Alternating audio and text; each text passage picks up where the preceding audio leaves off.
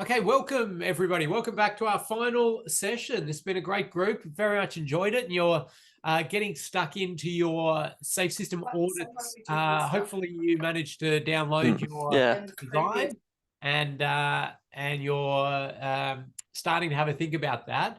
We do have time and opportunity within this session to answer any questions you might have, get clarification around the task or the specifics of what you're looking at. And so feel free to ask any questions.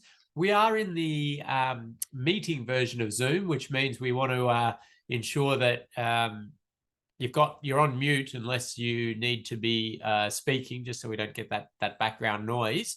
And the reason we're in the meeting version of Zoom is because we're going to do a little bit of group work. We're going to put you into some breakout rooms with a design and just get you practicing some of that safe system auditing process, having a look at a design, trying to analyze issues, find things, and then think about how to present those. So I'll go through that with you shortly. But you'll notice somebody else on screen there with their camera on, and some of you will recognize that face. That's Sam Paisley. Sam leads the Safe System Solutions New Zealand branch. And based in Auckland. And as I say, many of you might know Sam because he's been around road safety in New Zealand for many years, previously with Opus and WSP, and for quite a few years, I think 17 or so at least, and does a lot of safe system audits and road safety advice around New Zealand. And so I've asked Sam to come along today for a couple of reasons.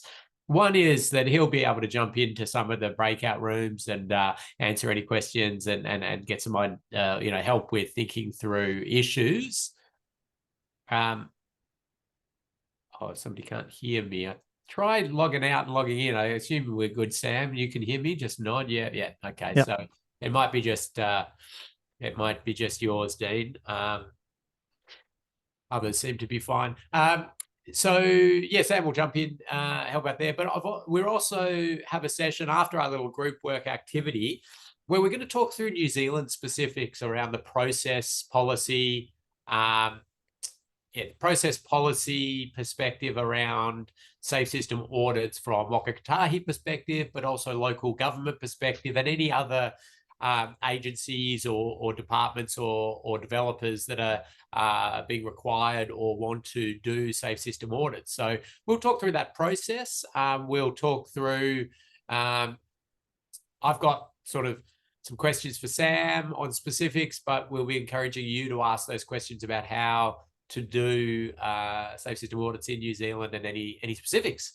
So get your questions ready for Sam. Okay, so looks like we've got a good amount of people in, ready to go. Let me give you the task now, and I'll share my screen to do that, as I often do. But in the learning management system, actually, I will show you in the learning management system because it's probably going to be important. So hopefully, Sam, there you're seeing the learning management system now.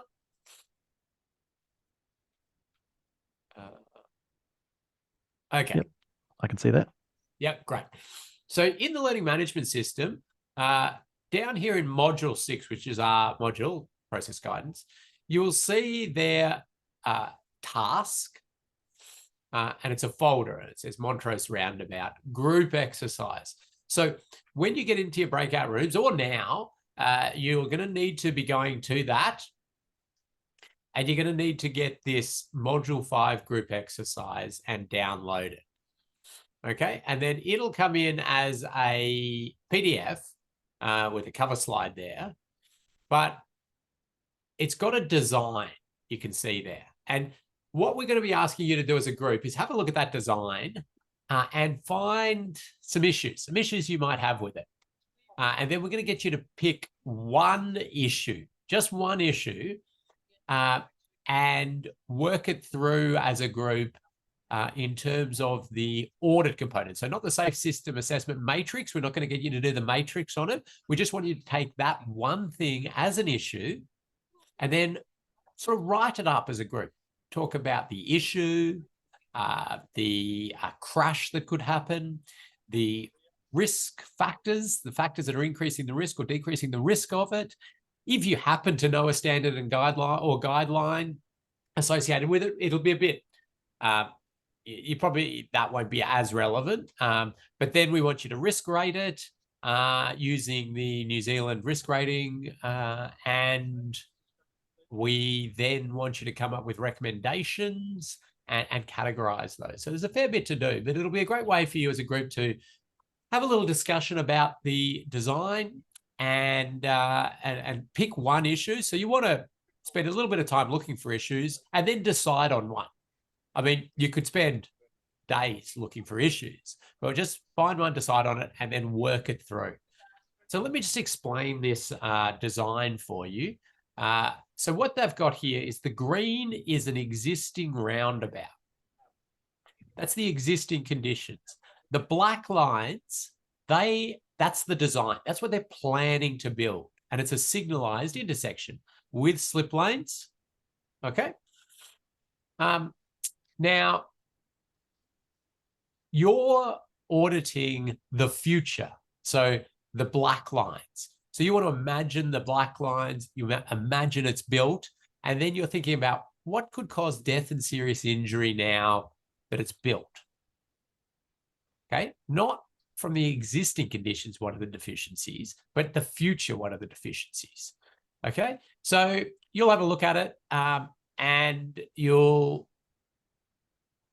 you've got that one main design page. Then you've got the lead in from one spot, and you've got the lead in from another. So you'll be able to have a look at those and find an issue. Sam and I will be jumping into your breakout rooms. If for some reason you can't find something, we might be able to help you, focus your attention in some spots. But I think you shouldn't have too much trouble.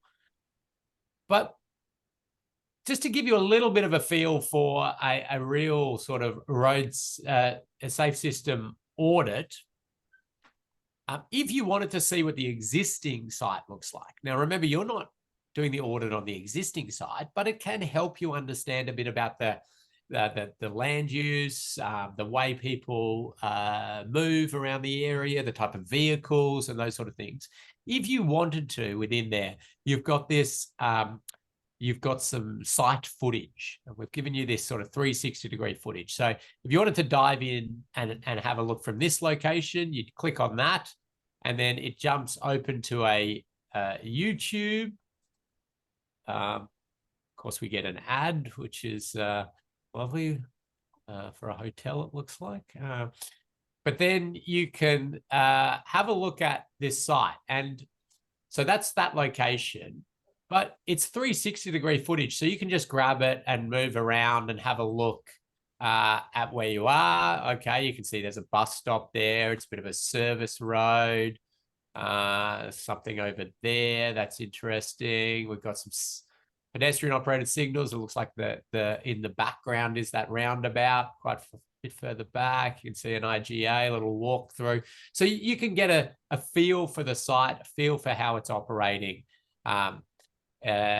From the 360-degree YouTube there, and then you can jump back in and have a look at the design. So you've got a good bit of information. If you wanted to go into the middle of the roundabout, you could click on that one, and we get another ad just for fun here. Oh no, we didn't get an ad. Wonderful. Okay, now like we're in the middle of the roundabout, you can see how it operates. And you can see school zones and other things. So this one's an example from Australia, but the concept is all very good and relevant anywhere in the world, really. The idea of being able to look at a design and find issues. So let's pause that and get out of there. And we'll go back to... Yeah, so just to recap there, your job is going to be to look at this design, find just one issue as a group, and work it through. So sort of clarify the issue, the crash, factors that are increasing or decreasing the risk associated with that issue, then give it that risk rating, then come up with recommendations or a recommendation and categorize those into primary or supporting recommendations. So hopefully that makes sense. When we put you into breakout rooms, we'll jump into just to check that you're able to do that. What we're going to do after we give you a good sort of 15 minutes as a group to say hi to each other first and then find an issue and then clarify. We're going to all come back together and we're going to go through and hear from each group. So think about also a spokesperson for your group, somebody who's going to actually talk about the issue you found. So anybody got any questions on the task at hand? You could either put them in the chat or you can simply unmute yourself and talk now because we're in a normal Zoom style meeting. Okay, I take that everybody's quite happy. So, Ken? Yes, hello. Monica here. Hi. I am fine with the group work that we're doing now, but I did have some specific queries around the assignment, the site visit. Should I do that now or later? Yeah, let's do that now. Great. I'm glad somebody's jumped in with a question. That's excellent. Yes, go. So I was looking at doing the exposure scores and wondered, my particular site had unknown volume numbers for motorcycles. Yeah. Is there a default that we use for that, or is that just kind of my own, what I think it's going to be? Yeah, great question. There's a bit of a rule of thumb to go with 1% of AADT for motorcyclists. It is a really sort of generic rule of thumb. But unless you know that it's a particularly popular motorcycle route for some reason or another, we tend to just go to a 1%. That's sort of for Australia and New Zealand. It will change seasonally, but yeah, that's a pretty good rule of thumb. Thank you. And then my other one was looking at the different crash types. I've got an AADT of 12,500 and 1,500 for the two roads. Yep. Do I use one particular number for a different crash type or not? For example, the intersection crash type, I wasn't sure if I would use the lower number because it's more likely to be the lower number turning out onto the higher number. Yeah, so there's a lot of debate around that one. And what you might remember some fact sheets that I pointed everybody to, which are in the learning management system around scoring. But lots of debate still out there around that. Do you use the higher volume? Do you use the lower volume? Do you add the two? Do you multiply the two? In the end, the sort of current industry practice is to add the two numbers, the main road volume and the side road volume. So in the sense that you've got 12,500, it's a 4 and it's just going to stay at a 4. So that's sort of one of the things that Ferg mentioned last session was around that, once you're above 10,000, it's just like, it could be, it could be 12,000, it could be 20,000, it could be 200,000. It's getting a 4. That's it. But yeah, it does come into play when you've got those road volumes around, 4,000 on the main road and then 3,000 on the side road. Well, it actually ticks you up another exposure category under those situations, which is representative of that increased risk around intersections and the conflict points and everything like that, which, yeah, anyway, it sort of plays out okay. But yes, add the two. Oh, thank you. Thanks for the questions, and a great example there of how you can get some clarity around your assignment. We don't want you feeling overwhelmed or unclear about any of this. So feel free to ask questions throughout this session, or of course, at any point, just shoot through an email to training@Safe System Solutions, and you can organize a one-on-one catch up with one of our experienced safe system auditors, Could be Sam, or it could be Iden in Auckland there, or it might be somebody else who jumps in to help you. But we're really here to support you through that, so you get your head around those sort of specifics as Monica's sort of getting clear in her mind. Okay. Any other questions at this stage? Just feel free to unmute yourself.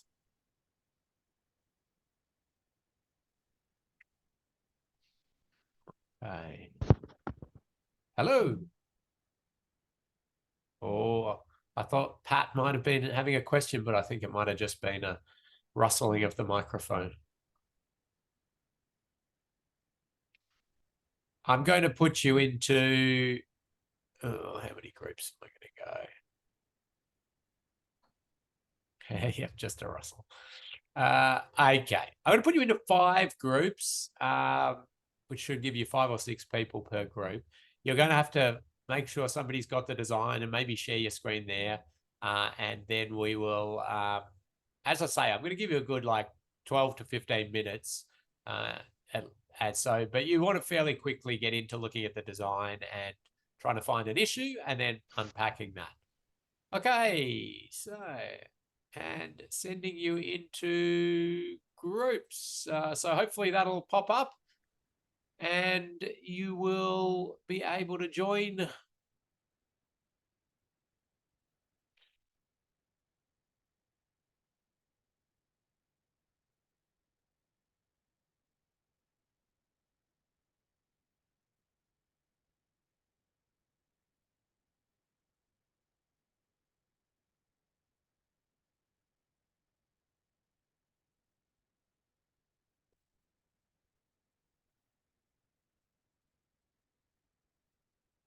I can. I was in my breakout room, but how do I get back into that? Oh, it's kicked you out, has it?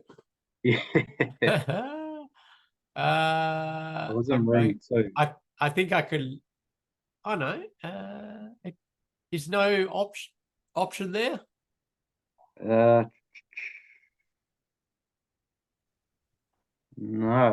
All right, let me try something here. I'm going to move you to a different group, which I think will reactivate it for you. So I'm going to move you to group 5. Did that work? Yeah, that popped up. Thank you. No worries.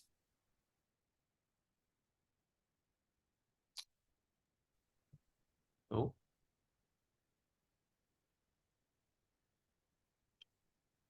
Done.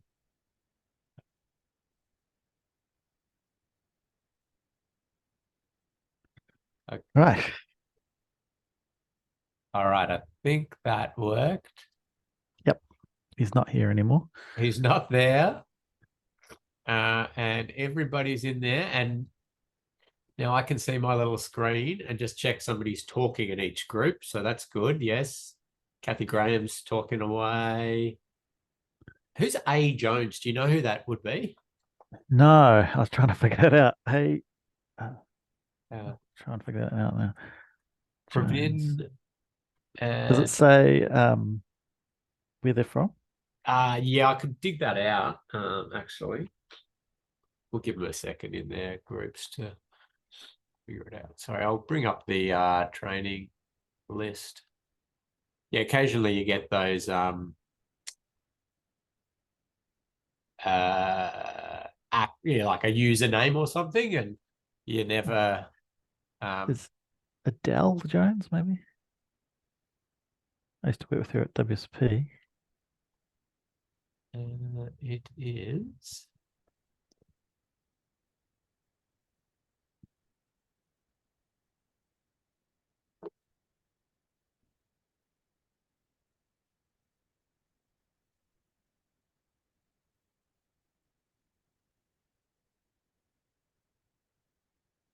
Oh, Pip Brown's there. Jeez. Andrew Jones from the Northland Transport Alliance. Oh, no.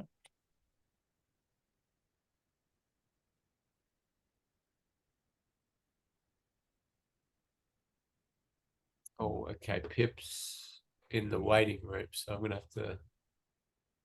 Okay, I'm going to stop sharing, and then we'll let Pip in, and then I have to assign her to a.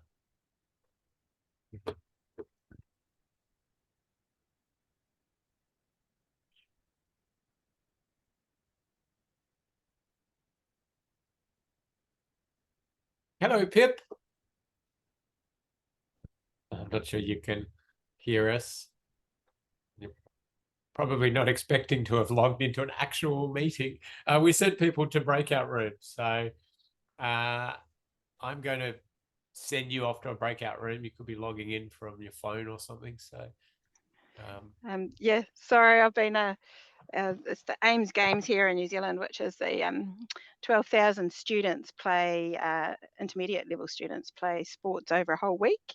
And my son's he's just had his finals game. So I just had to watch that and then race to log in from my car. So yeah, joining you from the sidelines. I love the Hey commitment. Sam, how's it going? Good, thanks, Pip. How are you? Yeah, good thing. Important question. Did he win? No, they went into extra time and they got one try against them in the very last, the end of the extra time. So no. so disappointing. Well, Pip, Yeah. I'm going to throw you into a random breakout room, and you'll be able to Join in. Yeah, just join in as you go. Yeah. I'm sure you'll work it out. Okay. Yeah. Awesome. Thanks, Ken. No worries. Hopefully that's Nice. popped up on your screen.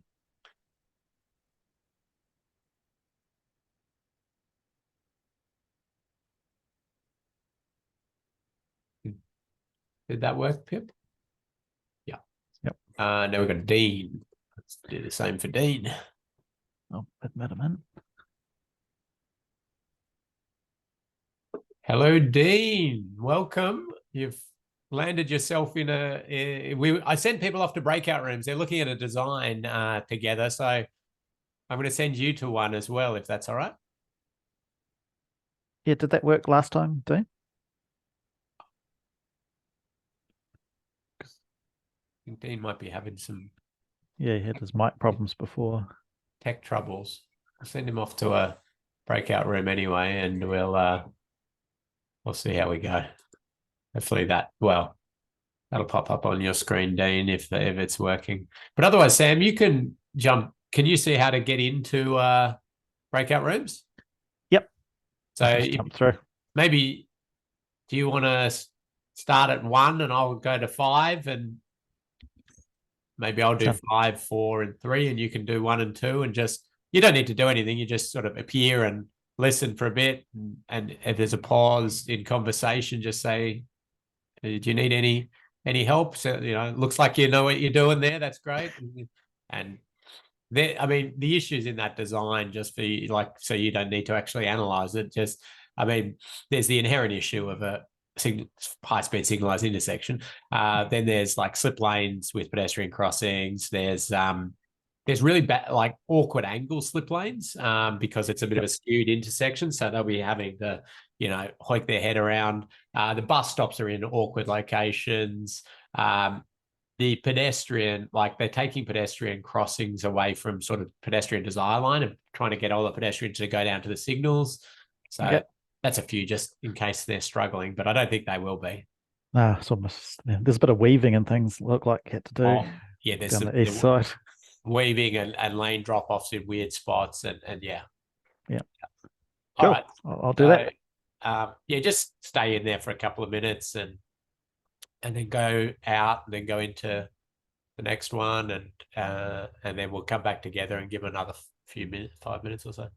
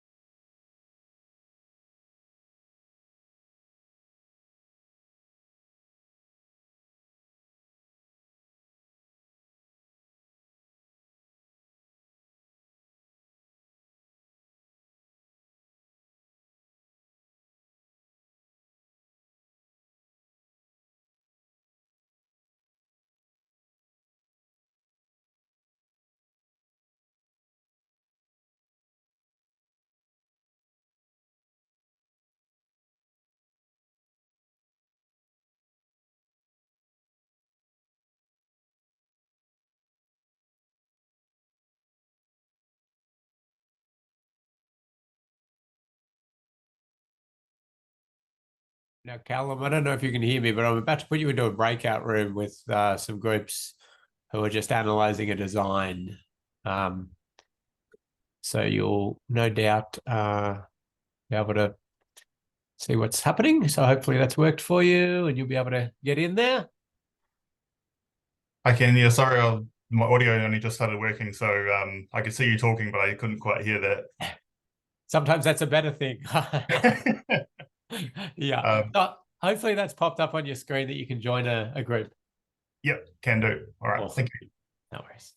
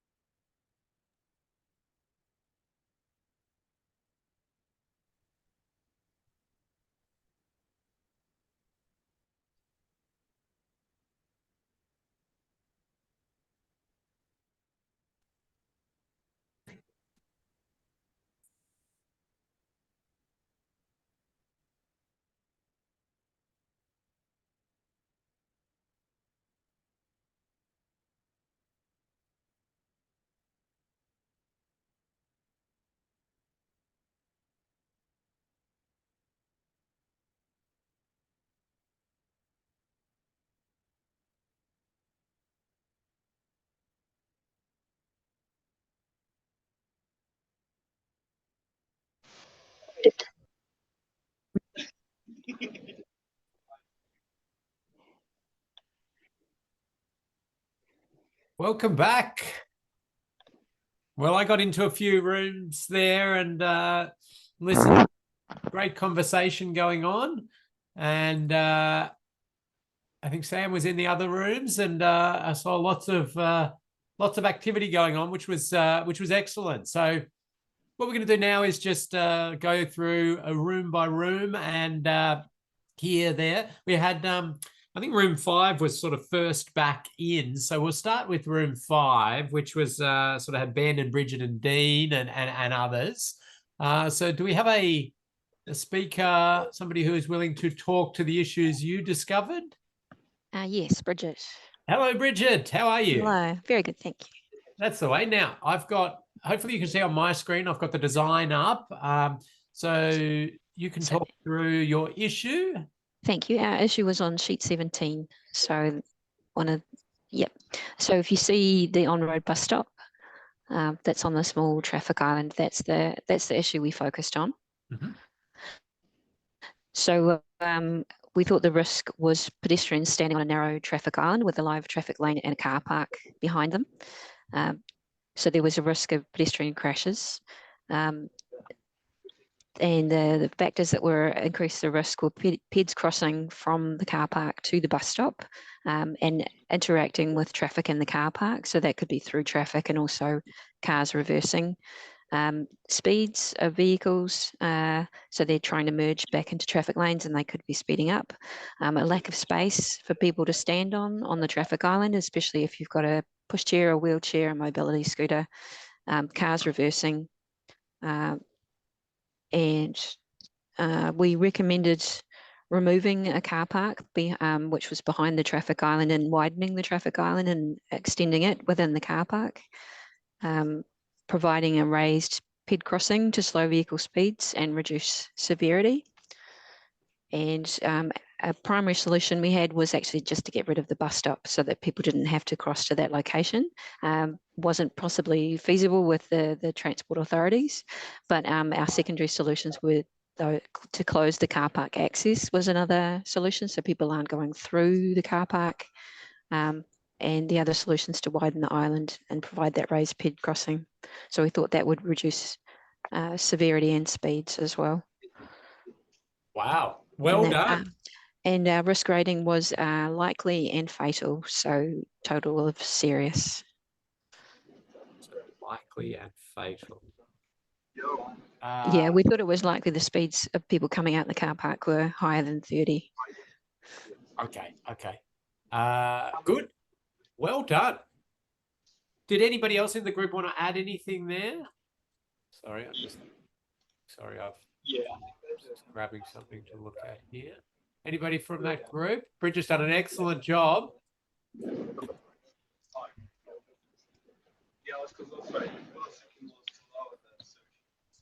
Bear with me. I'm just getting up the risk rating matrix. That is something I wanted to have a quick look at.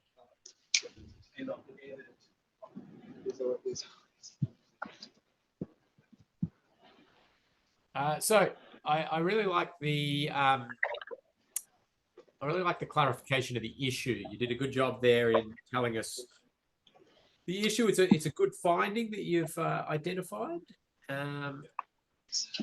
Here's my risk rating register. So you've said likely and you've said fatal, which gets it into the serious. So I think the slight challenge I've got on that, or slight thing I'd want you to think about, is generally likely we say sort of somewhere. So yeah, actually, let me share my other screen here. Pop this in to show you. This is the current risk matrix that we're using in New Zealand. And you can see there that I put these little hint things. This is a little bit of like, it's very likely we're saying somewhere around sort of once a year, we'd expect that crash sort of type to happen at that severity. And down here, it's sort of once every 10 years or so, or a little bit more frequent. So likely it's got to be once every few years that we're going to see a fatal. Now, I think that's probably like if if we came back in 5 years and there are a couple of fatals from people getting onto that bus, I think that would be quite, quite staggering. It's not to say at all that that's not a good issue that you've picked up and it should be really rectified, but I think it's just probably a little bit higher risk rated than industry would rate that.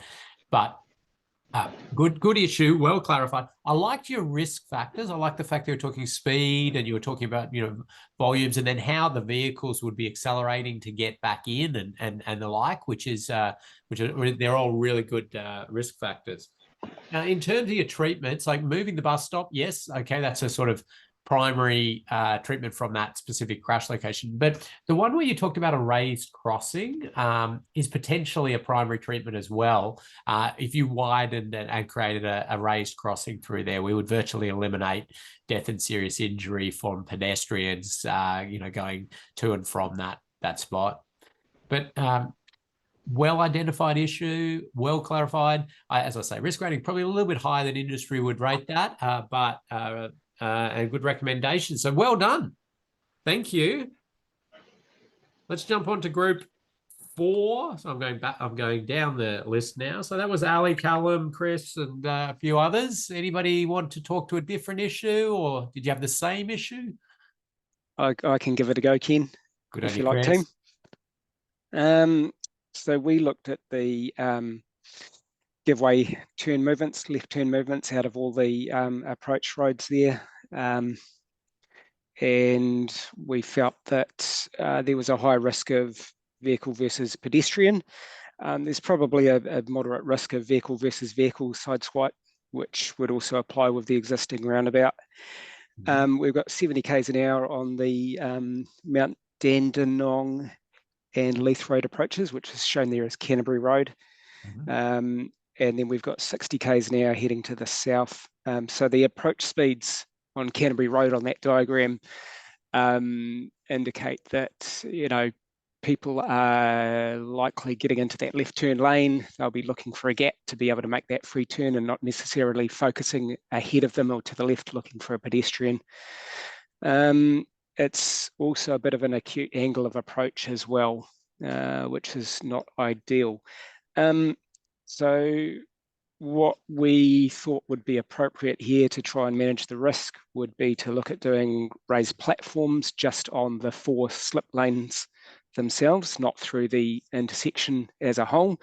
There's far too much traffic moving through Mount Dandenong Road and through to Leith Road, 30,000 and 20,000 vehicles per day on each. So we need to maintain some efficiency there. But we do believe that putting some platforms on those slip lanes will improve safety for vulnerable road users. And we see that as being a supporting treatment to the overall signalised intersection itself. So with that change, we see that we'll get a reduction in the likelihood of crashes with those controls.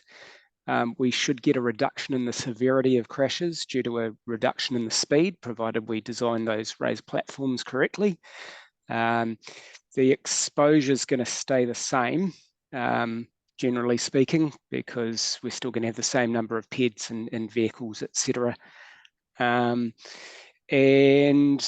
I would have to say that at the moment, it's probably the risk of a crash is likely, and it would probably be fatal, being a vehicle versus pedestrian with a speed environment of 70 k's an hour on the approach.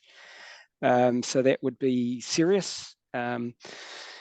With these controls, reducing that approach speed, I think we could see it remaining as likely because the volumes remain the same, but the outcome's probably going to be minor, so it's probably residual rating would be moderate. Wow, well done, Chris. That's a wonderful summary there, and excellent identification of issue. And it is certainly something we're very conscious of with these sorts of setups where we have, these high-speed roads and these slip lanes, and exactly as you've nicely described with that risk factor of the vehicle driver looking away from the point of conflict there with the pedestrian stepping out. You've talked about some good risk factors of speed and volumes and those sorts of things. So that's really good.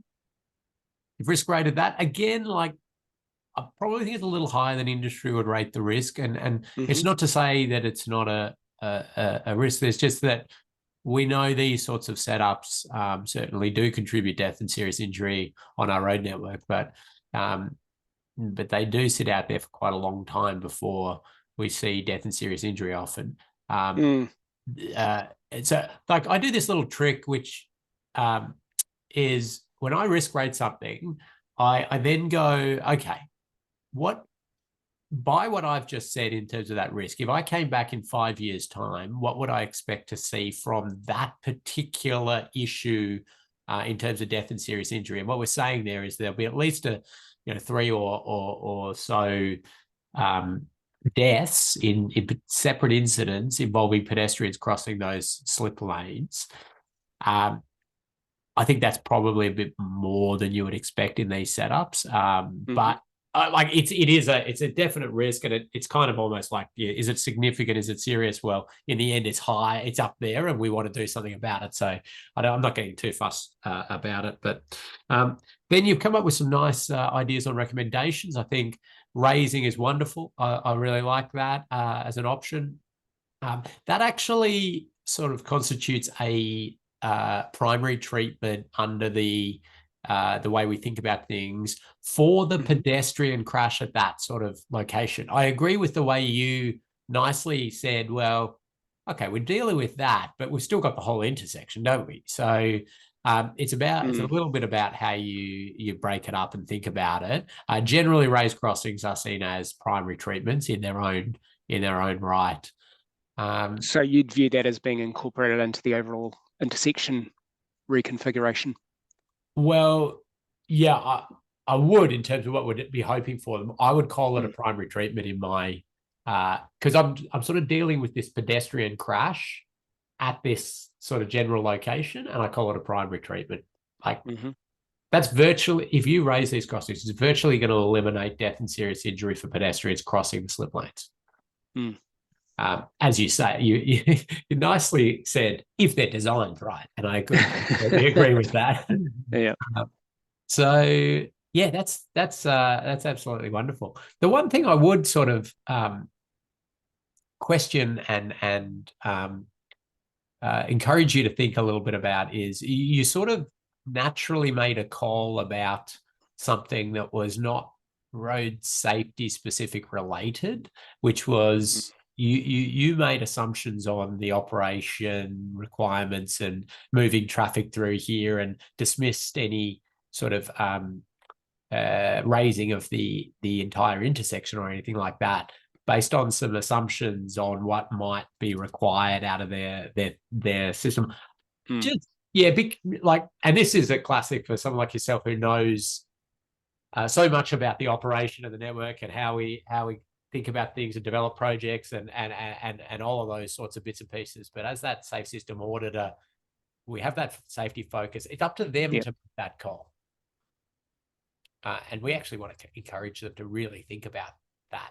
Like, okay, is it appropriate for us to have that intersection operating at that speed? Yep. Okay. No, that's cool. Thanks, Really Ken. good.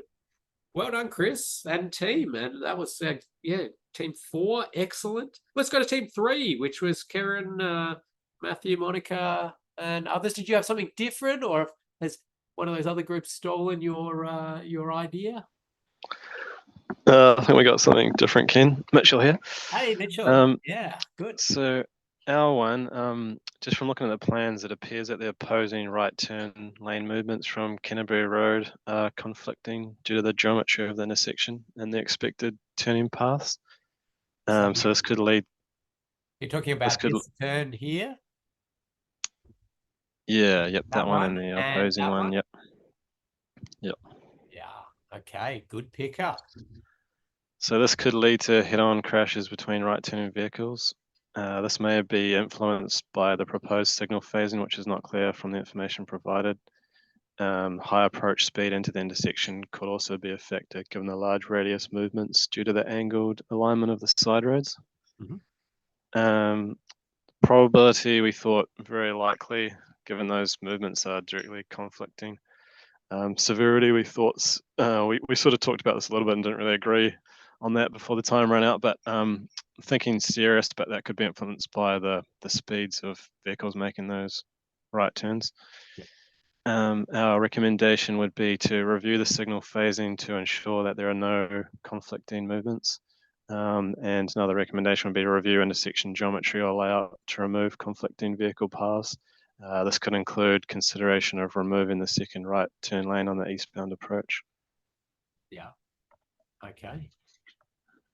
So a good issue to pick up. And I had a good little chat with this group about something like that. If you see in your design something like that and you say to yourself, well, surely they're not going to like, build this and then phase in opposing right turns that overlap. But I always this is a very sort of extreme example.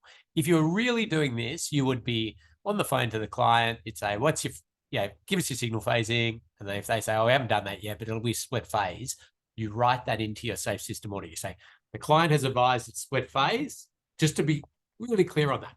But we do see this sort of stuff in more murky situations where you don't want to assume that they're going to cater for this. So it's good to write it out as this group's done and say, so what's the worst that can happen? They just write in the response to this, yep, we're going to run split phase on the signals. When I talk about split phase, by the way, for those who aren't sort of familiar with what I'm talking about, it just means that they'll run these two will go while everything's red here. And then, this one will go when these are stopped. So you've got to do two phases rather than doing opposing phases where they both turn at the same time. So I always think it's worth putting it in. If they just write, yep, we're going to do that, everybody's happy. Now, I really liked the risk factors and the way you explained it and thinking about those issues. I liked the clarity around, you've said head-on crash, and that's exactly what we're considering. I think it was a fair debate to have around what's the severity outcome likely to be. We know head-on crashes can happen at higher speeds between vehicles, and we expect people to survive those at higher speeds. And this being the sort of turn, you might be into some more minor crashes. But I think the frequency, absolutely, if they ran that in concurrent phases, it would be lots and lots and lots of incidents. So you've really done well there. In terms of your treatments and categorizing them primary or supporting, it's a bit of a sort of meaningless question to be asking if you're in the low severity territory, because we're not likely to expect death and serious injury as a result of this. So it's sort of within our safe system thresholds, but it's certainly not something we want. So you probably tend to say supporting for most of them, just because head-on crashes can still sort of happen there if people make mistakes, but it's well within tolerable limits. So really good. Okay, another finding. Well done. Thank you. That's good stuff. Let's go to group, what are we on? 2, it must be. I think we had Tim and Pip and Jan there. Somebody and others. Yeah, so that was me. So Pip here again. Oh, yep. Yeah, so we went with the old side impact collision, a T-bone conflicting through movements, and this was maybe the risk with the red light running. So obviously a high speed potentially a high speed intersection. So we thought that the likelihood was going to be likely, and the resulting injury would be a serious or fatal injury crash. Yep. Probably serious without knowing the site too well. Yeah. So our primary safe system treatment was going to be for raised platforms on all approaches, which would reduce both the likelihood and severity. And then so that was that one. And then we also went back a step and said, have we also looked at signalising the roundabout before we got to this big signalised intersection? So, which would go back a step and say, well, we can control and make efficiencies in the roundabout, but still not increase that likelihood of some of those crash types, because we're just not going to be able to they're not going to be able to happen. Good. So what were some of the factors that you think might increase the chance that we see that red light running and crashes and that side impact? Were there particular aspects? Yeah, so we'd probably want to look at where the signal aspects were, sort of how busy this intersection gets in terms of congestion, because if people are frustrated and wanting to get through, they're more likely to run a red light if they've been sitting waiting in the queue for a long time. Yeah, because it's a big wide intersection, we've got 6 lanes approach on some of these. Are we going to be able to get enough lights and overhead aspects to be able to give people good warning of those signal changes? How big are the aspects? Yeah, some of those other things that we could look at as secondary treatments. Yeah, wonderful. Okay. Well, thank you, Pip, because this has worked really nicely in the sense that you've identified sort of an inherent deficiency of this type of intersection form, which we want as safe system auditors to be flagging, and you've done that beautifully. So part of the beauty and the elegance of including safe system assessments as part of this process is that this will naturally fall out in your matrix. Okay, so you'll be constantly reminded to flag this issue, and then you can take it as exactly as you've done and expand it out as a particular issue. And they're really good factors you've put in there. You're thinking about high volume, you're thinking about straight alignment speed and the ability and multiple lanes. We know red light running will happen. It'll be at speed, and we know the outcomes will be exactly as you said up there in the serious and fatal. So I think you've described it really well. You've come up with a primary treatment in terms of slowing vehicles and raising this. And I think we've got to be, as safe system auditors, putting that sort of stuff out there. We know it's challenging in some situations for the road operators, but our responsibility is to think, how do we genuinely get an intersection like this to operate safely? And it certainly won't be as it has been designed here. So I loved your idea, like, have they fully explored signalizing that roundabout, keeping speeds low as they go through, but giving some control and some ability to improve operations in terms of vehicles? Have they thought about raised platforms on the approach? And then underneath all of that, as less effective are those things you were mentioning, and you really did that well, saying what some supporting style treatments would be, thinking about mast arms and extra bits and pieces, which aren't going to virtually eliminate death and serious injury, but they'll lessen it a bit. So really wonderful, and I'm loving the fact that we're getting this variety of issues identified. We're almost putting together a full safe system audit as we go. Thanks, Pip. Finally, we go to group 1. And what do we have? Andrew, Josh, Pat, a few others in there. I think I was kind of nominated at the end to be the spokesperson. You got thrown in there, Andrew. Okay. Yep. So we identified not one but 2 bus stops that are on the approach. Well, not on the approach, but on the outside. So the one you're circling right there on Canterbury Road, and the one just on the north. Up here. Yep. With those, even with that one, it has similar issues, but our main issue was rear impact from cars. Yep. Mainly, not only those coming out of the slip roads, but those also coming through and potentially striking them because of where they were located. Yeah.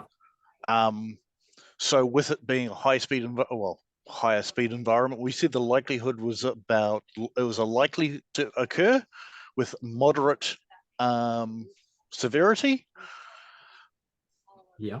But given the fact, so we came on the idea is that our treatment options was going to be, the primary one was to relocate them if possible further down the road. Yeah. Because we were worried that if there was a car accident, then you will have a queuing effect, getting behind and then interrupting that intersection and potentially causing more accidents. but this is all, this could be dependent on the timetabling of the buses. It will be dependent on a few other things. So ours was, the other things we came up was recess parking for the buses. Yeah. So they're outside the live lane. Also, it was more of trying to calm down the traffic, at least on the approaches, and making sure that they could slow down. Yeah. Okay. Well, another good issue and another different one. So I couldn't have planned this better in 5 groups all coming up with different issues to look at. The really nice description of the issue, and you identified the crash specifically rear end that we were worried about. You could probably even add sideswipe in there because people will avoid that bus, and that's going to cause disruption, which you sort of were alluding to there. With this one, we've got, that slip lane and people will be looking right. And it's a very narrow bit there. This one's at, quite an angle on the slip lane. They'll be going at some speed, and then we've got the through vehicles as well. So really well described. I liked you talking broadly about risk factors, volume, also sort of like timetabling, how many buses are we expecting? And they're all going to be factors that influence that. And then good recommendations, sort of relocating the bus stop. So in the way we think about safe system categorization, actually relocating the bus stop to a degree we just talk about as a supporting treatment, because people could still rear end the bus if it's, the bus stop is down here or the like. It's just less likely because it's not in that turbulent area of and the like. So it would be more a supporting treatment. Recessing the bus stop is, if you're just thinking about the rear ends, probably more primary, but you're still going to have re-entry challenges and the like. But they're good things to be exploring. I like the fact that you thought about generally sort of calming vehicles as they come through where they're close to the bus stops and the like. So another wonderful issue. So well done. Thank you, Andrew and team. Really like it.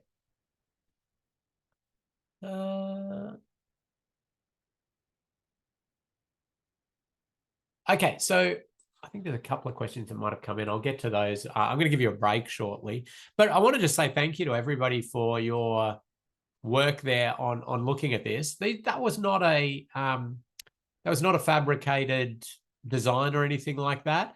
Is one that we did a road safety audit on a while back. I mean, I selected it for this group, even though it's from Australia, because of it was a real design. It's got a little bit of meat to it. We had the 360-degree footage ready to go for you, and it has some issues there, but they weren't fabricated. They were genuine. It's done by some one of the multinational design houses.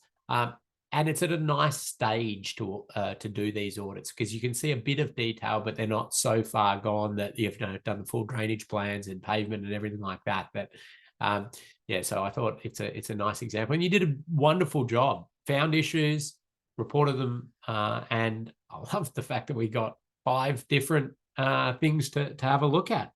Did anybody want to make any comments or questions specifically about that little exercise? You can unmute yourself. So questions come in, and there's been a couple of questions which I'll get back to, but one was, are the 360 videos standard for these safe system audits? No. It's just a training. It was just for the purposes of this training. You certainly, if you were doing that one for real, you would be out on the site and you'd take some photos of different bits, and you'd drive through and walk around and really get a feel for it. But no, that's just for training training purposes. So there's another question there I might address now while anybody thinks of any other issues. Do you see more unsafe proposals which seek to give buses priority in the attempt to influence mode shift, such as bus stops in lane that you're used to? Are there ways of doing this safely? Okay, that's a good question from Callum. Thank you. A prize-worthy question, I think, there. You constantly, as we see different strategic priorities coming through for our transport network. We see changes in use and operation, and people come into those designs with, to a degree, blinkers on to achieve their objective. That could be public transport, priority efficiencies, it could be congestion easing, it could be active transport encouragement and the like. Now, our role is simply to don't try not to get frustrated by any of that as to whether it's what you believe should be done or not, and simply look at what are the safety implications of it. And sometimes there are big safety implications, sometimes not so much. So I wouldn't say that it's something I'm seeing more of specifically, because I've seen it over my whole career that, you see some designs come in with big safety issues and others without so big safety issues, and all with different sort of strategic priorities. So just playing with a straight bat and just identify issues as you've done.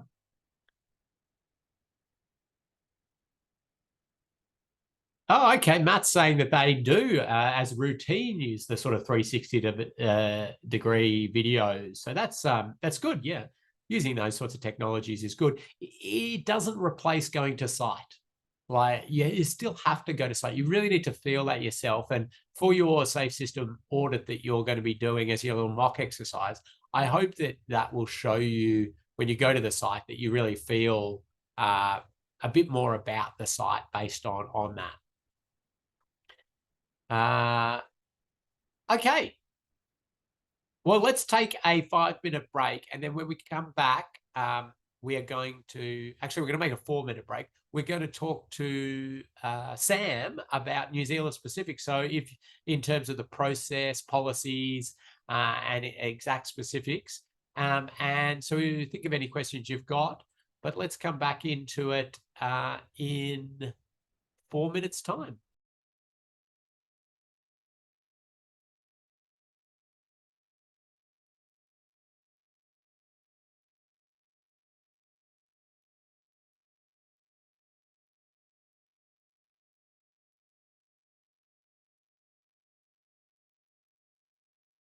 Okay, let's get back into it. And our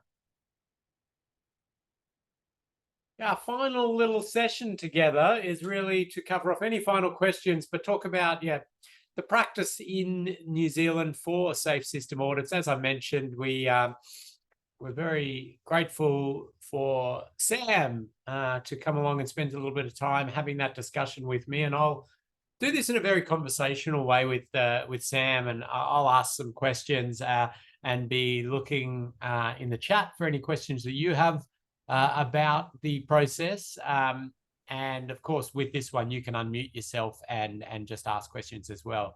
So Sam is the Managing Director of Safe System Solutions New Zealand.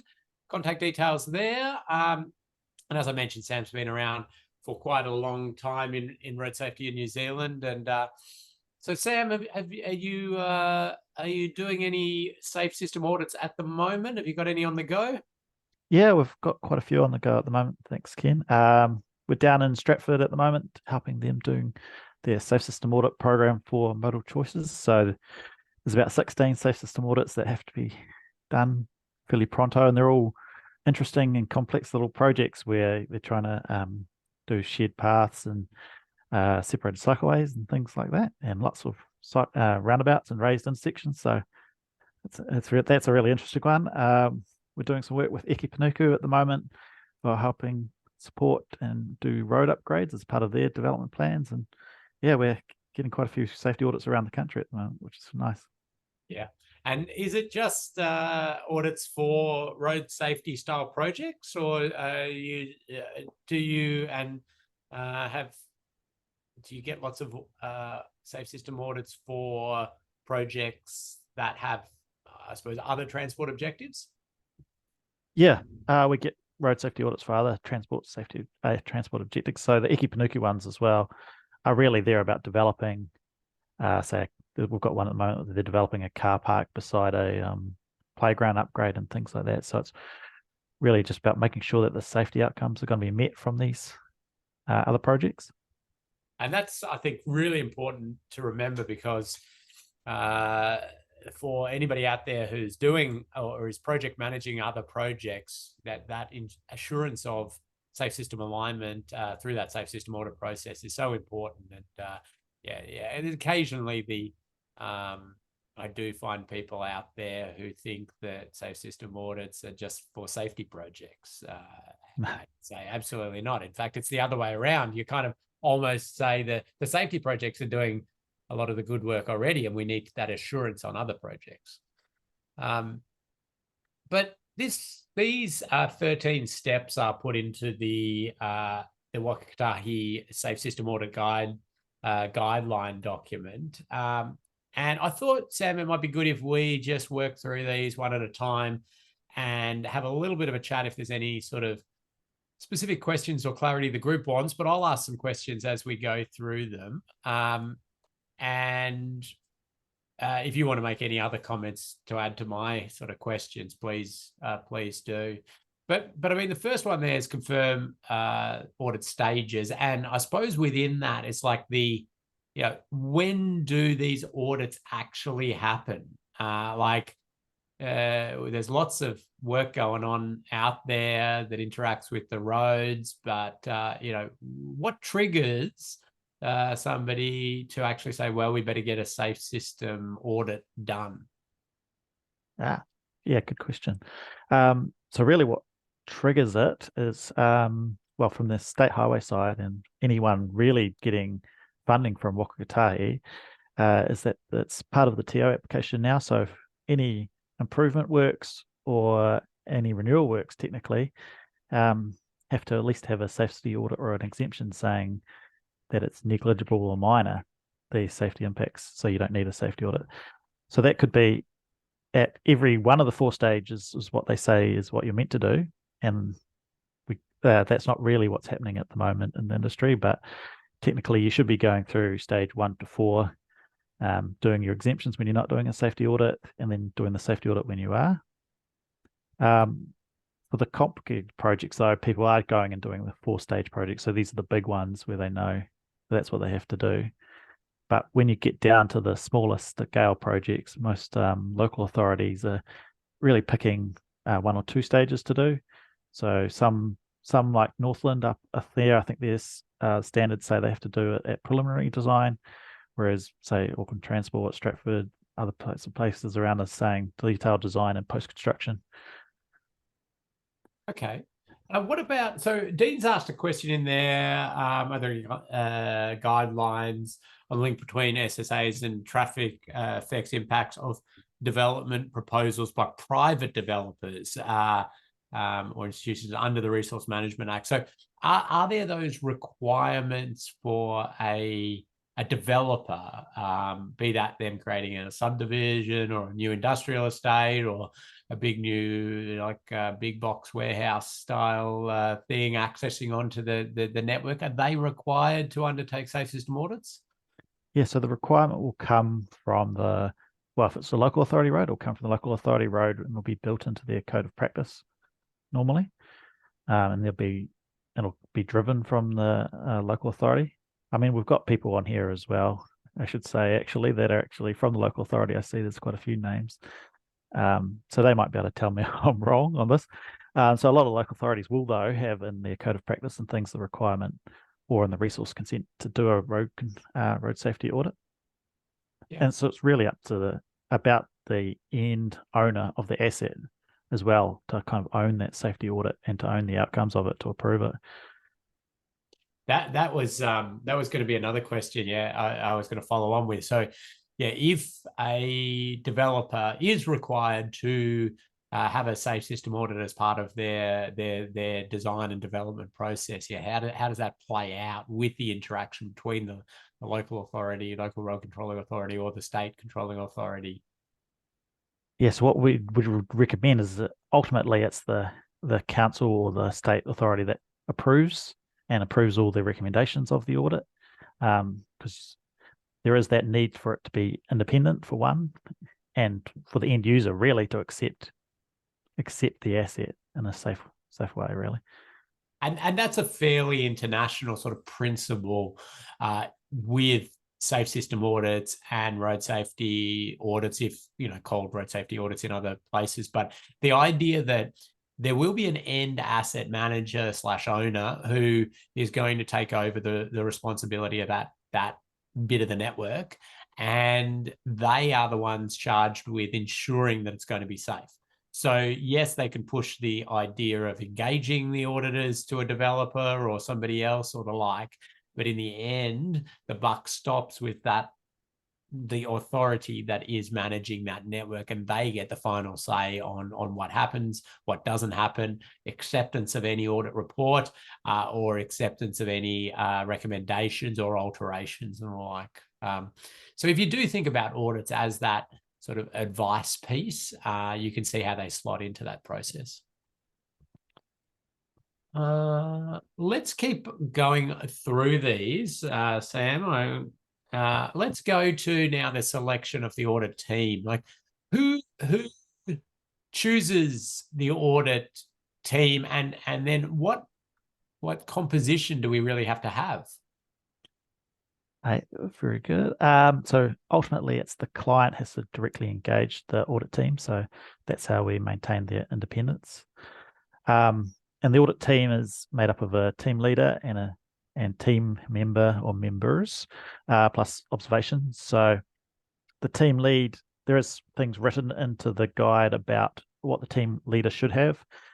So they should have safe system experience, 10 years of relevant road safety or roading experience, and 5 formal audits where they've been a team member.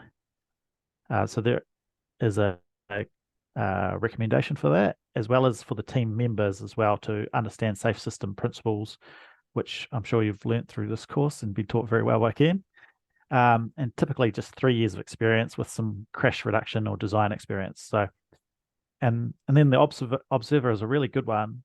Oh, sorry, I should go back a step. For the team member, you can also co-opt people on there that have got specialist skills. So for that last one that we were looking at, you might decide that, hey, traffic engineering or signals design is a really important skill that we want to have as part of our road safety audit team or our safe system audit team.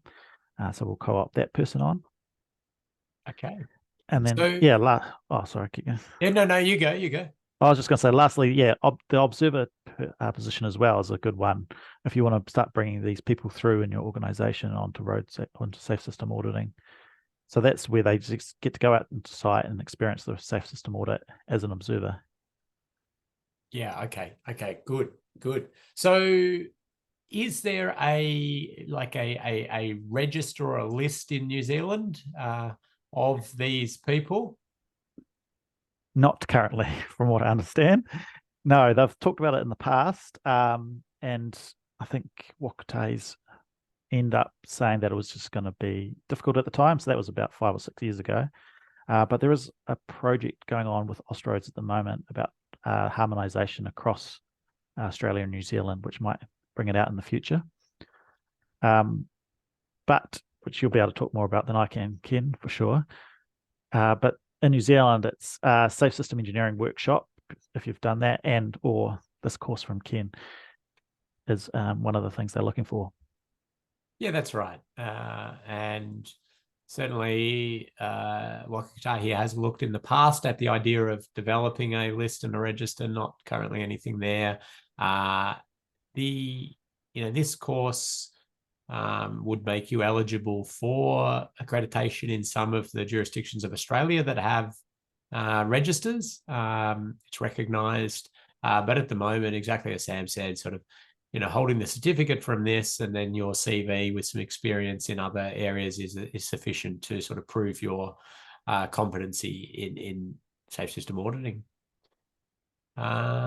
Good. Okay. But please, everybody, keep your questions coming in, or just unmute yourself at any point as you like. Callum's got a good question, which I think we sort of we'll probably get to, but I'm happy to jump around as we go. But it's about like who fills in the client box. Is it the system designer, transport planner? So you'll notice when you download the template, if you haven't already, for your safe system audit, which is the Waka Kotahi template, you'll see there's some boxes at the bottom of each of the findings around, sort of who's signing bits off, bits and pieces off. And it's sort of, you see down, if we get down to 11, sort of 9, 10, 11 is all this sort of responses and things getting handed over. But any comments on that client box, Sam? Yeah, I mean, each council or Wakate might do things differently with their own approvals process, but normally it would be the project manager of the actual project taking this through.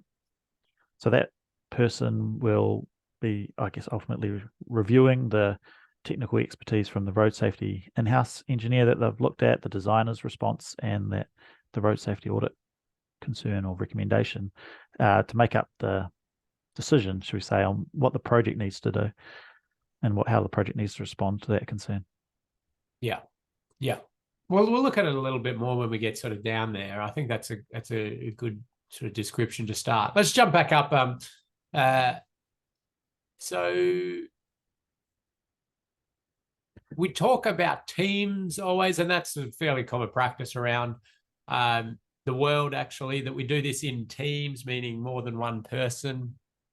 Very occasionally, there's sort of provision for a low risk sort of site where maybe one person will look at it. But New Zealand's sort of clarified that within the guidelines that this is a team. This is grabbing a few people and having that involvement.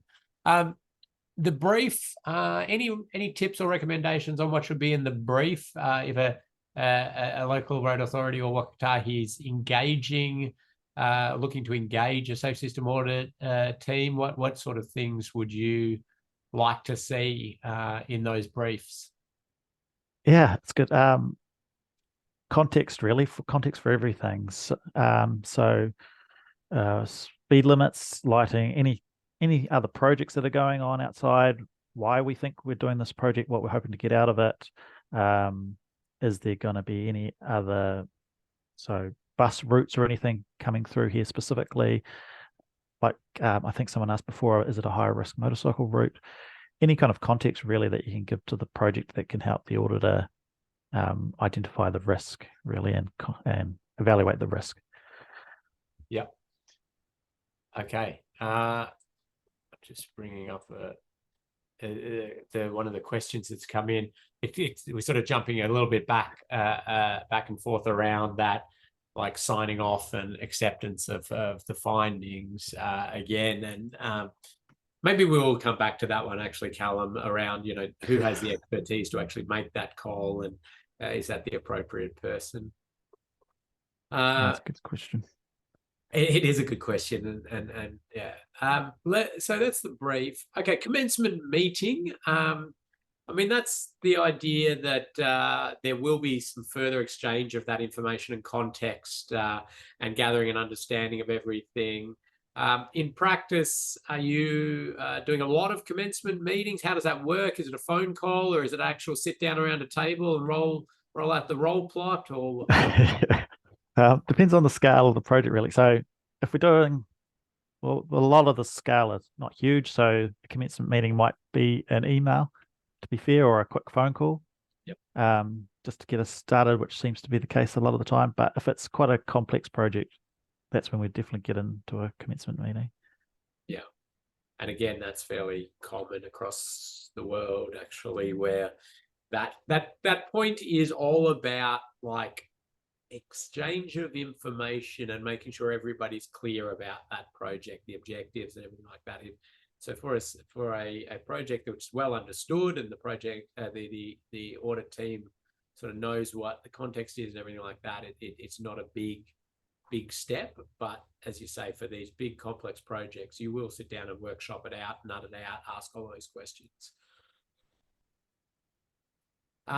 Reviewing those documents, I think that's all fine, and this group's really been sort of good at understanding that bit of it. And we talked about the site inspection and getting out there and looking at things.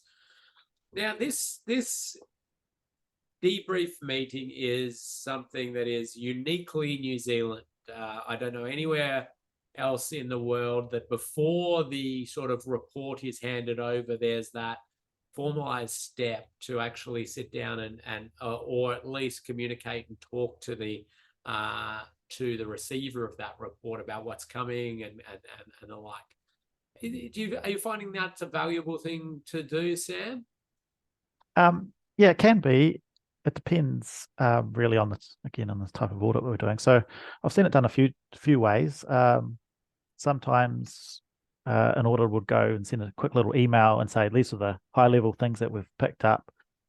And it might be that basically that you didn't understand the concept, or there's something else going on that you might not have known about that will influence that report. So it could have been you're picking up, hey, the speeds are way too high here, or something like that. And they say, oh no, as part of this plan, we actually have the speed limits coming down lower. Or so it can actually be valuable, but we actually don't see it happening a lot, to be fair.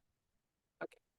Well, I think it sort of reinforces to a degree the purpose of a safe system audit, in the sense that it should be an effort to work with the project team to get the safest outcomes we possibly can. So I like the idea, and it's interesting to hear that actually how it sort of plays out in practice. But it's certainly an opportunity there to have that further discussion. So then the report's written up, all your findings, and we've got the template. So I think that is it's fairly obvious with that. But then it's handed over, and this is where we do get into those interesting points, and we'll elaborate on Callum's questions, and I've got questions in here as well. I mean, questions for you, and I've experienced this in New Zealand as well in different ways in the audits I've done there. But talk me through this process. It goes to the designer, and they're gonna say, well, yep, I agree with that issue, or I don't, and I'm going to do this, or I'm going to do that. And then it goes to a safety engineer and then a client. So talk me through those steps, please. Yeah. So first to the designer. So the designer who in New Zealand is usually obviously external to the client. Usually, I should say, it shouldn't always be external. Sometimes clients will have their own in-house design team. And they'd say either, yeah, hey, we agree with what the safety auditors picked up, and this is what we are recommending we do, or we change to the design. And then that will go to, and that could either be large scale changes or small scale changes. It could just be, hey, and they might just normally say, look, we'll just tweak the design and do it ourselves, or we recommend to the project manager that you'll need more money to increase the scope or raise this intersection. Then that would go to the technical road safety expert for the client, which sometimes gets a little bit confused, as the road safety engineer is the client's based road safety engineer. And they'll say, agree with the designer or the safety auditor and say, yes, that aligns with what we as an organization think is the safest thing we should do, or that aligns with the safe level of service that we want to see at this section. And they'll put their technical hat on and expertise for the project. And then we get to the client decision, which Callum's brought up was quite well. The client will then, who would be the owner of the project, makes a decision based on all those recommendations. So that could go all the way from, hey, we're going to accept this risk, which we hope doesn't seem to happen too often, but we're going to accept this risk. We don't think it's as bad as you're saying, and we don't have the money to do anything, through to, yeah, completely agree, we're going to change it. Yeah.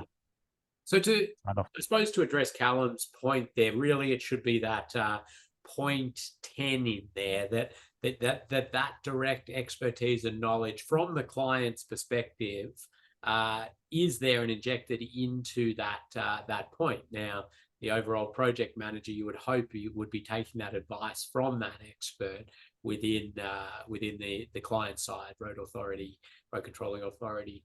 So, I mean, the process, as Sam's beautifully laid out, really is to say that, okay, somebody did the design and they get to have a first few comments on it around their decisions. Then it's given to a client, expert for their comments, and then whoever's the overarching project manager of this makes the final call. And again, that's the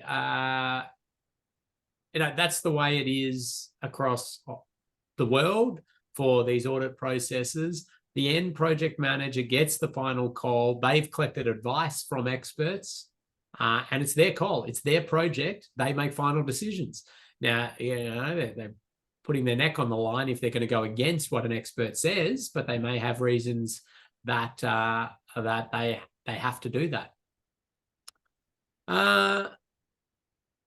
Who should complete the action taken box? The PM. So that's in the template. Is the project manager? Yeah, generally. So we've seen this done 2 different ways as well. So it might be different in your organization.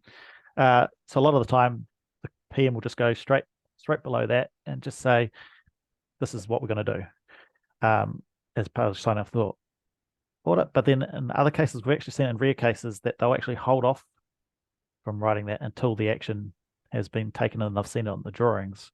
That's a bit more rare, but it has been done and can be done like that. Okay. So I was going to say, in most cases when they've gone through and signed and said this is the action I'm going to take, you'd take that action off that and put it onto a register or something like that for the drawing, so you can track the road safety audit outcomes and decisions and implementation. That's what we should be seeing. Yeah. And that's to look for any other patterns of those sort of things. Yeah. How open are private clients to changing their designs? Do you see clients trying to bury the safe system audit due to negative comments or the like? Interesting. They won't want us. Private clients will want to get the work done for the least cost, of course, but they shouldn't be allowed to bury the design, their road safety audits, essentially, because it's a requirement from the local authority. So the local authority will need to see that and approve that as part of the consenting process, really. Yeah.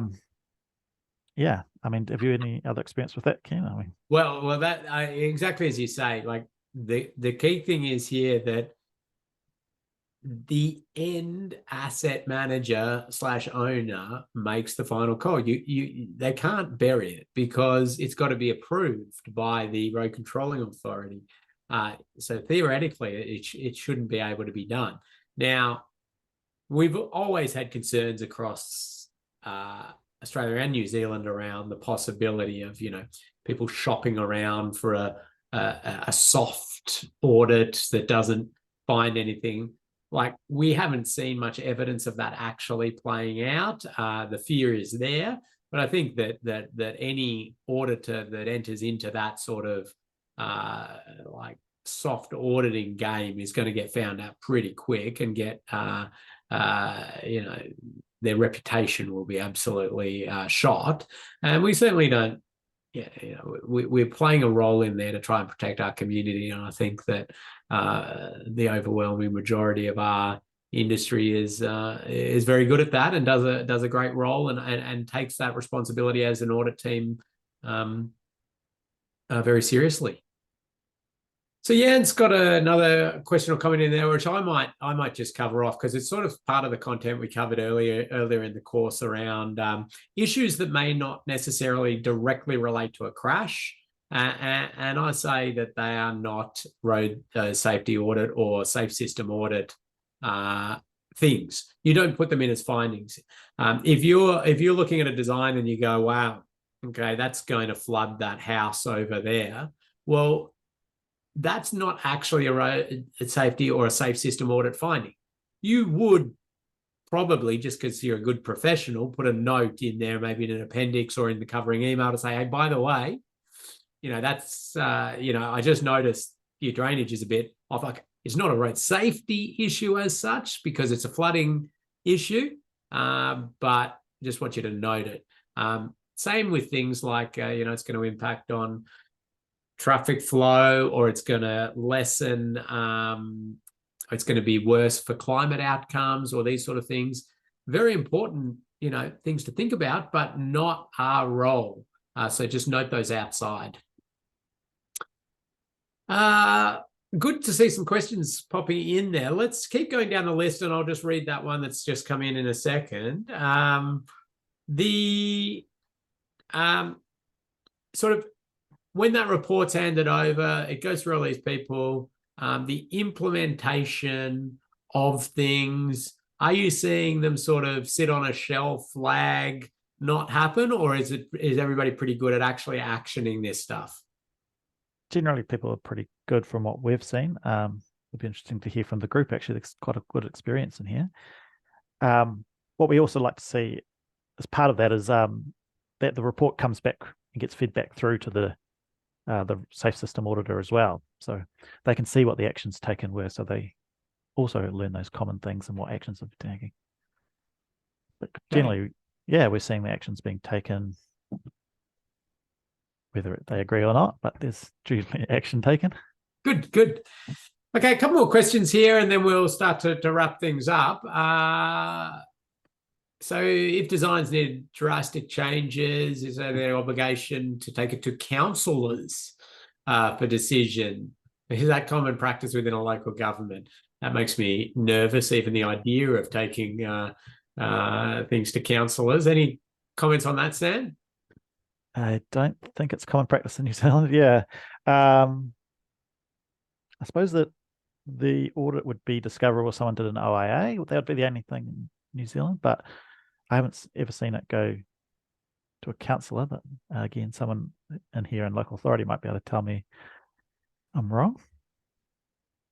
So, I mean, my comment on that is like that interface with local government. For me, local government's just the hardest place to work ever because of that close interaction with the political sphere. But obviously, if you're changing, you know, like major alterations between, you know, that intersection was going to be signals. Now we're making it a roundabout because of the audit process. I think that from a public consultation perspective, you would be at some point along the development and of that project, there would be consultation with your councillors and your community around the intersection form. However, you just want to make that distinct line between making technical calls on road design and engineering and road safety and not provide that to councillors who have wonderful skills in their own right in terms of, you know, talking to the community and their political objectives and the like, but they're not likely to be you know, road safety experts, road design experts, and have that technical knowledge. So let's keep that always in mind.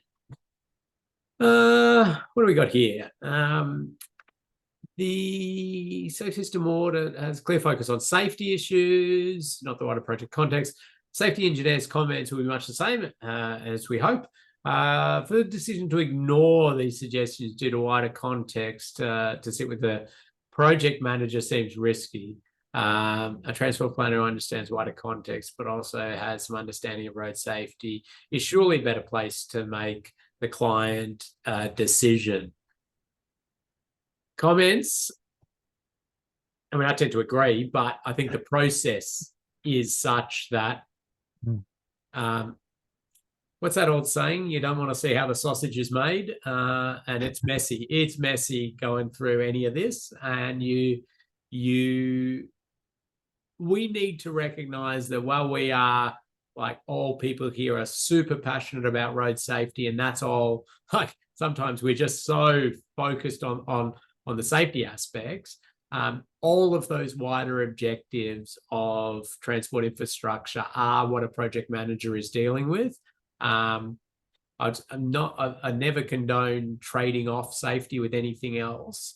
But we get to a point in projects where there's there's tweaks to be made and decisions. What I prefer is that there is that open dialogue between the experts and that project manager. And that's part of the reason I really like that 0.7 debrief meeting in the New Zealand context, is because if they are in those situations, I want them to be talking to the auditors, talking to the experts, sitting down and trying to nut this out together rather than seeing it as this I accept, I don't accept, and never talking to them. It could be, I can't accept that because it's a cultural heritage site and I can't do that.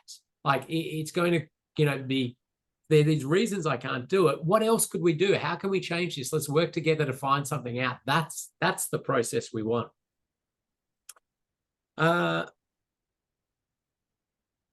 Yep, good. Kathy's put some lovely clarification in there around the council process, so thank you for that. Yeah, and Tim's put in there that we'd expect or hope that the project manager would have some of those skills. We love it when project manager type people come along to this course, so they get enough understanding of all of this process and context that they're able to make these sort of informed decisions. We've only got a couple of minutes to go, so any final words, Sam, that you want to mention? Any final tips or anything for these people who are going to get out there and do some safe system audits, or at least engage safe system auditors for their projects? Tips, that's a good way. I guess the safe system audit process is really great because you manage to take on and learn. I always quite like going in with like a wide variety of people and skill background, because I always learn and I always hear things from different point of views, which is a really great process. So I think when you're actually setting up the safe system audit team, think about what you need to get out of the project and think about people that have various skills from yourself, because I think that's where you'll get the best audit outcome. Fantastic. What a great way to finish off this little session. Thank you, Sam. Really appreciate your time. And of course, Sam's contact details at the start of the slides from this session. Please get in contact with him if you want to continue that discussion, get any advice. He's there in Auckland and travels around the country a fair bit. So someone there that you can turn to if you want a bit of advice or help. So thank you, Sam. Just finally from me, you've got the documents here that are going to be really important. They are in the learning management system in the resources. So make sure you refer to those. They've got some more information. I'm not going to go through these because I want to actually jump you to, I wanted to spend as much time as possible on that. Oh, have I stopped? Sorry, did I stop sharing there or not sharing? I'm still sharing. You can see the learning management system again? Yes. Yeah. No, I want to spend as much time on that discussion as possible, which we did. And there was just the one Wally in there at the end. So you've got the final quiz, which is here. Please do that. And then once you've done that quiz and you've done your final assignment, which you upload there into module 5, once all of that's done and marked, what you need to do is do the feedback, and then your certificate will release. Your certificate won't release until you fill that feedback form in. So what the algorithm or whatever the formula is here is needs to see a tick on all the quizzes, the assignment, the feedback form, and then the certificate is released. And then we get a notification and we'll put a little pack together with any prizes you've won and a hard copy of your certificate as well, and you'll get that. So sorry, the feedback is there, course feedback. So any final questions?